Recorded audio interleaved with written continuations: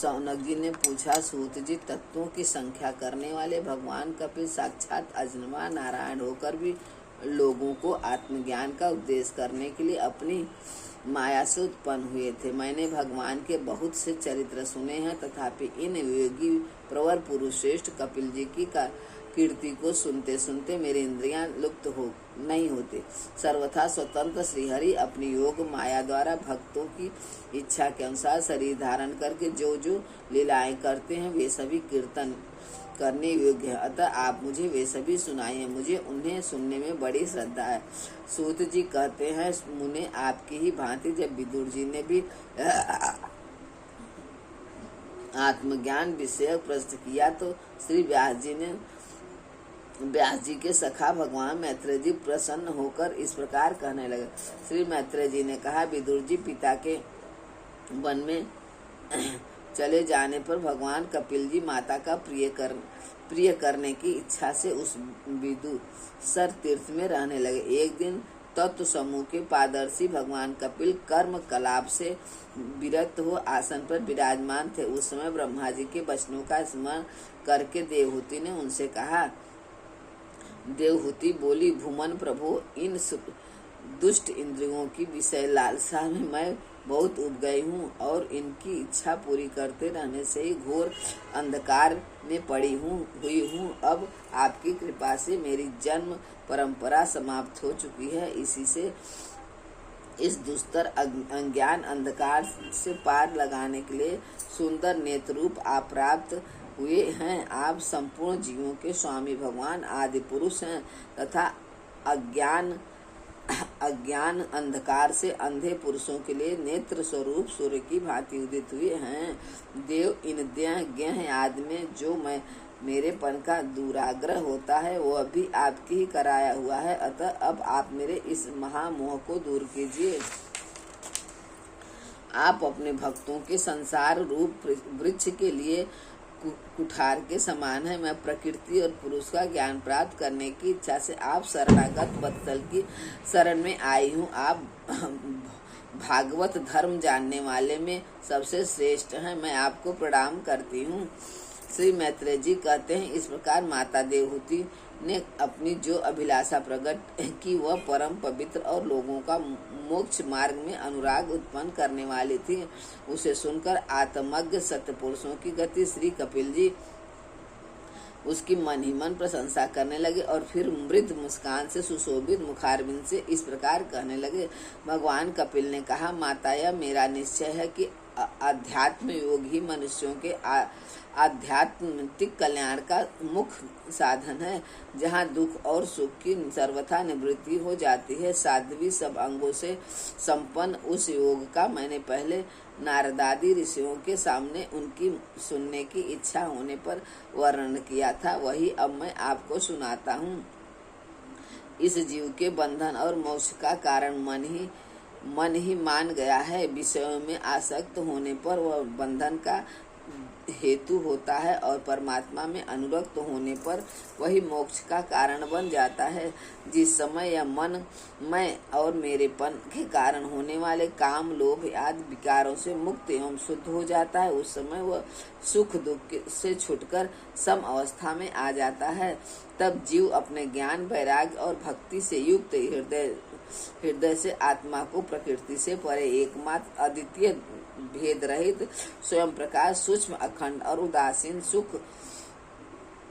दुख शून्य देखता है तथा प्रकृति को शक्तिहीन अनुभव करता है। योगियों के लिए भगवत प्राप्ति के निमित्त सर्वथा श्री हरि के प्रति की हुई भक्ति के समान और कोई मंगलमय मार्ग नहीं है।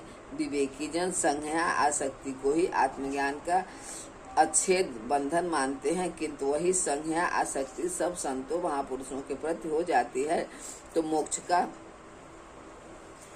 खुला जो लोग सहनशील, दयालु, समझ, देहधारियों के कारण हेतु किसी के प्रति भी शत्रुभाव न रखने वाले, शांत, सरल स्वभाव और सत्पुरुषों का सम्मान करने वाले होते हैं। जो मुझ में अनन्य भाव से सुदृढ़ प्रेम करते हैं। मेरे लिए संपूर्ण कर्म था अपने संघ संबंधियों को भी त्याग देते हैं और मेरे परायण रहकर मेरी पवित्र कथाओं का श्रवण कीर्तन करते हैं तथा मुझ में ही चित्त लगाए रहते हैं। उन भक्तों को संसार की तरह के ताप कोई कष्ट नहीं पहुंचाते हैं। साध्वी ऐसे सर्व संग परित्यागी महापुरुष ही साधु होते हैं। तुम्हें उन्हीं के संग की इच्छा करनी चाहिए, क्योंकि वे आसक्ति से उत्पन्न सभी दोषों को हर लेने वाले हैं। सत्य पुरुषों के समागम से मेरी पराक्रमों का अर्थात ज्ञान कराने वाली तथा हृदय और कानों को प्रिय लगने वाली कथाएं होती हैं। उनका सेवन करने से शीघ्र ही मोक्ष मार्ग में श्रद्धा, प्रेम और भक्ति का क्रमशः विकास होता है। फिर मेरी सृष्टि आदि लीलाओं का चिंतन करने से प्राप्त भक्ति के द्वारा लौकिक एवं पारलौकिक सुखों में वैराग्य हो जाने पर मनुष्य सावधान पूर्वक योग के भक्ति प्रधान सरल उपायों से समाहित होकर मनोनिग्रह के लिए यत्न करेगा। इस प्रकार प्रकृति के गुणों से उत्पन्न हुए शब्दादि विषयों का त्याग करने से, वैराग्य युक्त ज्ञान से, योग से और मेरे प्रति की हुई सुदृढ़ भक्ति से मनुष्य मुझ अपने अंतरात्मा को इस देह में ही प्राप्त कर लेता है।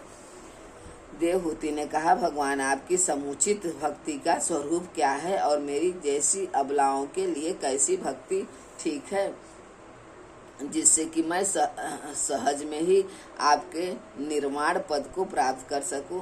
निर्माण स्वरूप प्रभु, जिसके द्वारा तत्व ज्ञान होता है और लक्षण को वेदने वाले बाण के समान भगवान की प्राप्ति कराने वाले हैं, वह आपका कहा हुआ योग कैसा है और उसके कितने अंग हैं।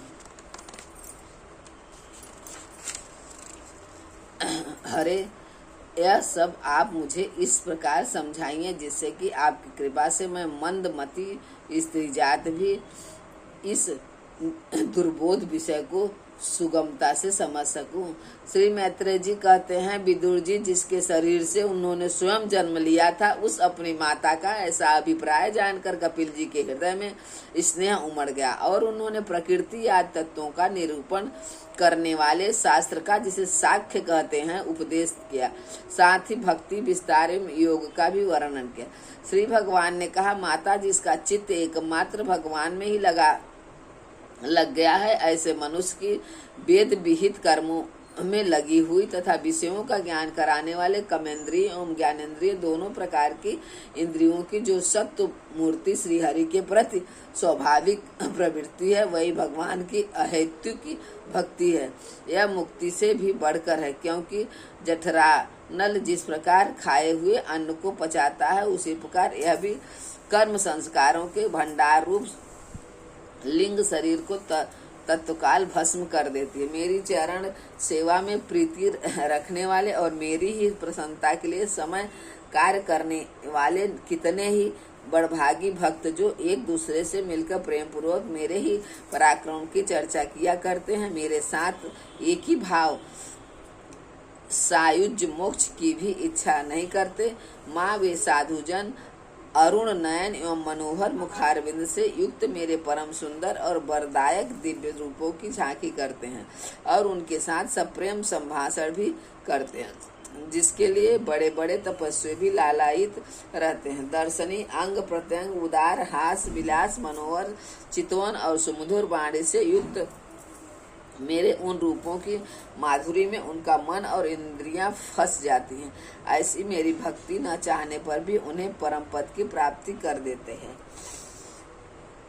अविद्या की निवृत्ति हो जाने पर यद्यपि वे मुझ मायापति के सत्यादि लोकों की भोग संपत्ति भक्ति की प्रवृत्ति के पश्चात स्वयं प्राप्त होने वाली अष्ट सिद्धि अथवा वैकुंठ लोक के भगवती ऐश्वर्य की भी इच्छा नहीं करते, तथापि मेरे धाम में पहुंचने पर उन्हें ये सब विभूतियां स्वयं ही प्राप्त हो जाती हैं, जिनका एकमात्र मैं ही प्रिय आत्मा हूँ, पुत्र मित्र गुरु सोहद और इष्ट देव हूँ। वे मेरे ही आश्रय में रहने वाले भक्तजन शांतिमय वैकुंठ धाम में पहुंचकर किसी प्रकार के भी दिव्य भोगों से रहित नहीं होते और न उन्हें मेरा कालचक्र ही ग्रस सकता है। माता जी, जो लोग यह लोक परलोक और इन दोनों लोकों में साथ जाने वाले वासनामय लिंग देह को तथा शरीर से संबंध रखने वाले जो धन, पशु और गृह आदि पदार्थ हैं, उन सबको और अन्याय संग्रहों को भी छोड़कर अनन्य भक्ति से सब प्रकार मेरा ही भजन करते हैं, उन्हें मैं मृत्यु रूप संसार सागर से पार कर देता। मैं साक्षात भगवान हूँ, प्रकृति और पुरुष का भी प्रभु हूँ तथा समस्त प्राणियों का आत्मा हूँ। मेरे सिवा और किसी का आश्रय लेने से मृत्यु रूप महाभय से छुटकारा नहीं मिल सकता। मेरे भय से यह वायु चलती है, मेरे भय से सूर्य तपता है, मेरे भय से इंद्र वर्षा करता है, अग्नि जलती है, तथा मेरे ही भय से मृत्यु अपने कार्य में प्रवृत्त होता है। वेगी जन ज्ञान वैराग्य युक्त भक्ति योग के द्वारा शांति प्राप्त करने के लिए मेरे निर्भय चरण कमलों का आश्रय लेते हैं। संसार में मनुष्य के लिए सबसे बड़ी कल्याण प्राप्ति यही है कि उसका चित्त तीव्र भक्ति योग के द्वारा मुझ में लगकर स्थिर हो जाए। श्रीमद् भागवते महापुराणे पारमहंसा संहिता तृतीय स्कंदे कपिल पौखाने पंचमोध्याय समाप्त। ओम नमो भगवते वासुदेवाय, ओम नमो भगवते वासुदेवाय, ओम नमो भगवते वासुदेवाय, ओम नमो भगवते वासुदेवाय, ओम नमो भगवते वासुदेवाय। हे प्रभु, हे